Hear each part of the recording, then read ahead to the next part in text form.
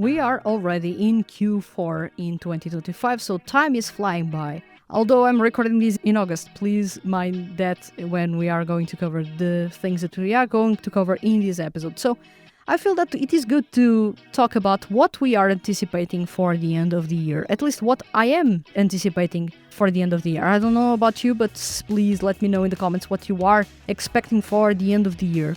In this episode, let's talk about the CDs that I feel may happen by the end of the year in October, November, or December.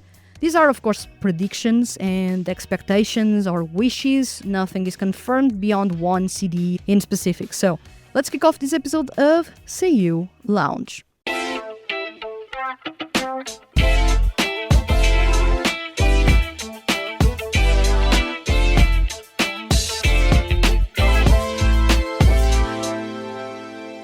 Welcome to Seiyuu Lounge. I am your host Vanessa, and in this episode let's talk about the things that I'm anticipating the most for Q4. And some of you may be thinking, oh no, Vanessa is going to talk about something that was already confirmed. Or probably she hasn't seen the news and she is talking about something that was already confirmed well into the early part of the year. Mind you, and I will say I haven't checked much of the news. I am on par about the biggest news about my favorite Seiyuu, so I'm going to talk about some of those with some confidence. But others, I am not sure if they have confirmed anything, but please, if they have, celebrate with me instead of criticizing. So yeah. In this episode, let's really work without the script and talk about the CDs or the things that I'm most excited for Q4. As you may know, Q4 tends to be one of two things, which is usually it's either tons of CDs dropping in November and December, or we have tons of CDs dropping in October and November and nothing happens in December. These are the two spectrums that we have here. And honestly, I feel that although I like to have tons of music dropping, at the same time, I feel that sometimes some months are a bit overwhelming for me, especially when I have to review tons of things. Although now I'm a bit more selective about what I'm reviewing. I'm not reviewing everything because that's physically impossible. I don't have enough hours in a day and even review music. So my time is quite limited. So I'm being a bit more selective. So now I appreciate if the months are more spread out in terms of the CDs that we get to listen to and new music especially that we get. I feel it's much more exciting for me if it is evenly spread out instead of having one month that is absolute hell and the others in which nothing happens and I have to skip an episode of monthly review, for example. There's also the problem that by the end of November, I'm usually recording the 24 episodes of the Review Advent Calendar series, which is viewable in case you don't know about it. Usually, since 2020, if I'm not wrong, I have a series during the Christmas season in which I review 24 songs. Some of those I have never heard them before, on camera for the very first time, or on camera, not for the very first time, but at least for the very first time for you to see. So I have that series going and I need to record the episodes by the end of November. Usually I don't like when the last week of November and the first weeks of December are packed with CD releases because I have not any time whatsoever to dedicate to reviewing music at that moment because I'm recording those episodes. I'm working on the content for the website, which is about the end of the year features. I'm preparing ahead of time the THTFHQ awards for the next year. It is a mess. And then in my job, I work in marketing. Usually, if you are aware, marketing is absolute hell in November and December.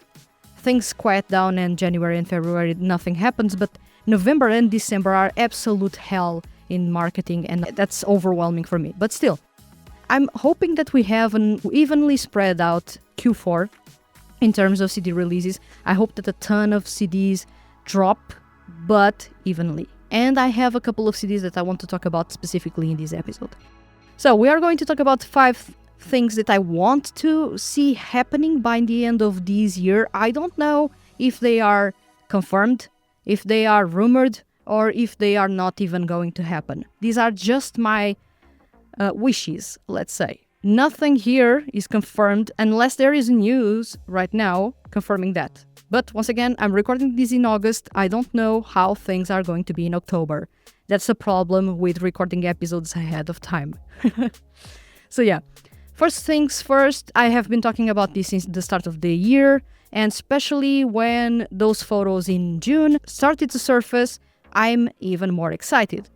Soma Saito may release a new EP by the end of the year. I'm aiming at it maybe being released in December. Yet again, December 19th is a Friday, so either that or December 17th, which is a Wednesday, usually when music drop in Japan, Wednesdays and Fridays.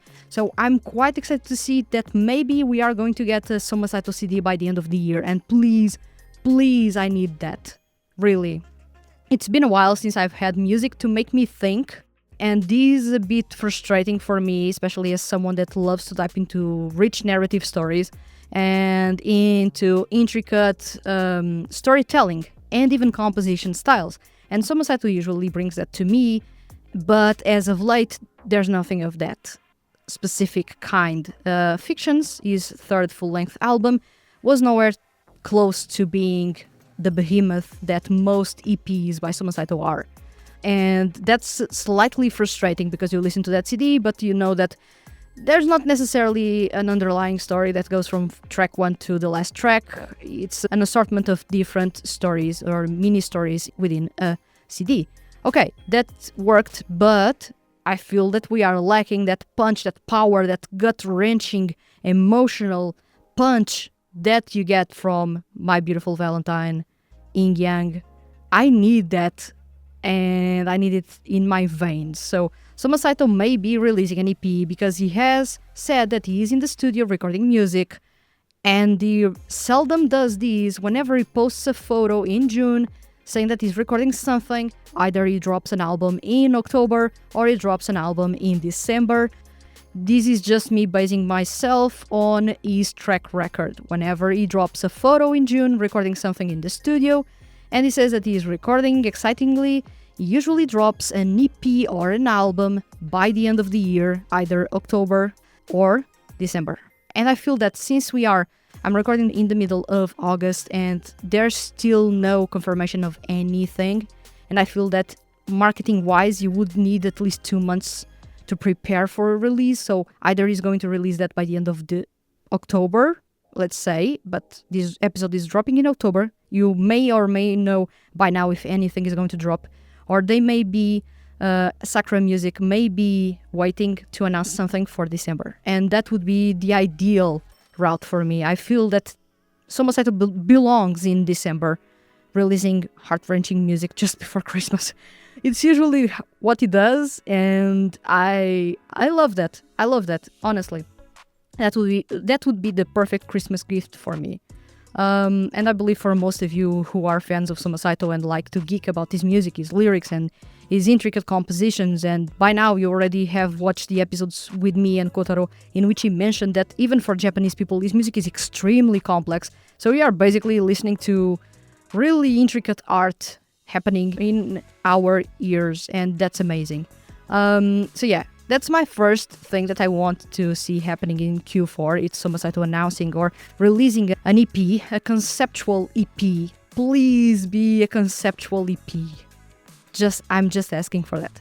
Next, I feel that we are going to get another Yumo Uchida single by the end of the year. If it is not confirmed yet, or if it is announced by the time that I'm recording these, apologies because I haven't checked the news, but I'm really betting that we are going to get something by Q4. So maybe we are getting a single now and then in Q4 or just in Q4. But I feel that we are going to wrap up the year with another single, and then by the start of 2026, he will release another one and maybe announce a full-length album. It makes most sense.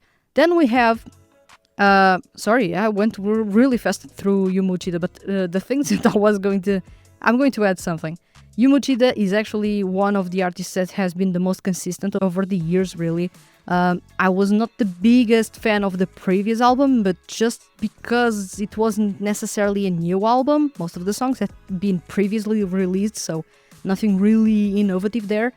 But really, I'm excited to see what he can pull off, and please, if I get to December, that is Soma Saito, Yumo Uchida, and let's drop in there Makoto Furukawa, it would be heaven on earth for me, because they are my 3 favorite singers among male Seiyuu, so that would be a massive Christmas gift. But still, I feel that we are going to get something by Yumo Uchida by the end of the year. If not a Christmas-themed song, or at least another take of his Christmas song, we are going to get something new, for sure. Then, I feel that we are going to get a full-length album by Mamoru Miyano by the end of the year. I don't know why, but that would make most sense. He hasn't released a full-length album in a while. And he has released a ton of singles. I feel that it is time for a full-length album to drop. When? I would love that to happen by the end of the year. Imagine how crazy it would be if he dropped that in November, and then we would get Soma Saito in December. That would be a fantastic way to wrap up the year, I feel. Mamoru Miyano has been on a roll. I feel that he's in his best phase in his career at the moment. He has improved a lot his sound. And I feel that he has found what works for him now that he has a more mature vibe and a more mature take on what he does. We are talking about a Seiyuu already in his 40s. Please, let's remind ourselves that we are following him. At least I'm following him since he was in his 20s. And it is crazy to see what is happening now that he is in his 40s. His music has matured a lot. And he's sounding his best ever. I feel that he's now sounding his best ever. I still have a soft spot for Identity, and I feel that that phase, that era was amazing. But right now, I'm enjoying a lot what we have been getting by Mamoru Miyano, and I cannot wait for more of that because it continues to entertain me, it continues to release music that makes me smile, and is one of the few Seiyuu artists, especially because I'm not a big fan of pop, so I don't listen to pop much. But whenever I need to listen to pop music, I usually divert myself to either Yumu Uchida, Shota Oya, or Mamoru Miyano. So I feel that Mamoru Miyano is my comfort spot when it comes to listening to pop music that I really enjoy and engage with. And I don't feel secondhand embarrassment or something like that, because this is weird to explain, but pop music in general, especially that really bubbly, upbeat, kind of fluffy and cute style of pop music, for me, gives me secondhand embarrassment. I don't know why, I don't like those vibes. So he has something in his music that actually makes me feel like I'm at home. Maybe because he was one of the very first Seiyuu artists that I listened to, and so I'm really attached to his quality, to his performances.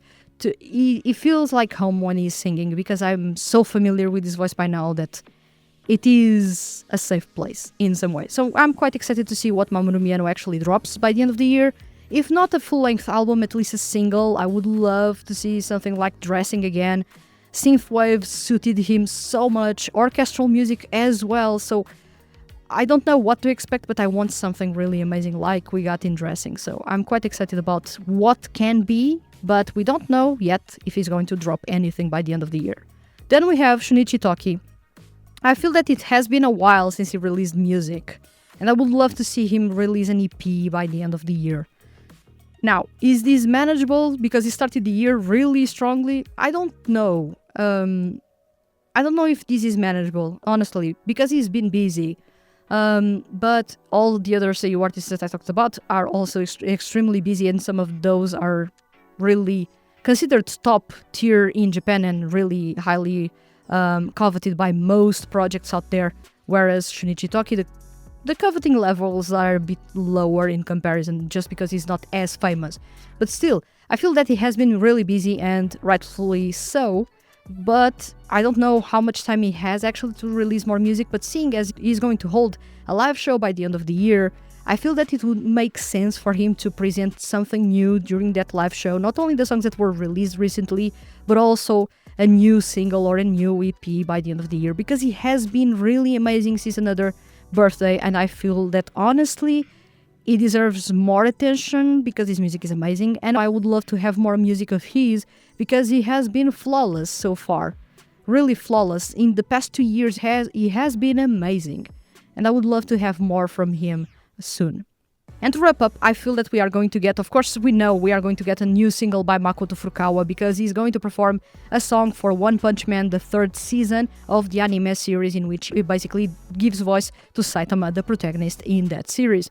So, seeing as we are going to get a Makoto Furukawa song in that anime series, I feel that we are going to get a full-fledged single with 3 songs, at least a maxi single, and we are going to get something in the likes of Miserable Masquerade, in that style of having one jazz song, one rock song, and one ballad, because it works like that in terms of the way that we are going to see that song featured in anime. I don't know if he's going to perform the ending or the opening, but I feel it is the ending. If it is the ending, the song may be a ballad, like it was with Shizuganakte in the first season. So I feel that maybe we are going to get a really strong single by the end of the year. I don't know if the single is going to drop before the anime premieres or after the anime already premiered. I feel it makes more sense in terms of the marketing, the song to be pre-released before the anime and the single to drop while the anime is airing. But I don't know how they are going to do that. I feel that we are going to get either in October or November something by Makoto Furukawa, and that single is going to include that song that is already confirmed that is going to be featured in the third season of One Punch Man. So this is the only thing that we have here that is already confirmed. Makoto Furukawa is going to drop a new single by the end of the year. How it is going to be structured, we don't know. If it is 2 songs, 3 songs, or if it is even an EP and that song is featured in an EP, or if he's only going to drop a digital single. So we don't know the format now. At least in August, we don't know the format. So we have some things that may be exciting by the end of the year. I was also aiming for something by Shotaway by the end of the year, perhaps a digital single or a 2-song single, which would be amazing. I know that Shota has recently collaborated with Nanami Hiroki in a joint single. I feel collaborations are fun, and since they are from the same music label, it is fun to have that happening. But I'm missing something in the likes of Dalala. I'm sorry, but that song really made an impact. So I'm missing that cheeky, intense, really let's make a statement type of music from Shotaway. And I feel that since last year it was amazing, unbelievable, one of the best Seiyuu artists of the year, and honestly, Collage was one of the best albums of the year. I'm craving more music from him, so I would love to see him releasing something new. Of course, we don't know if he's going to release something new because nothing is confirmed.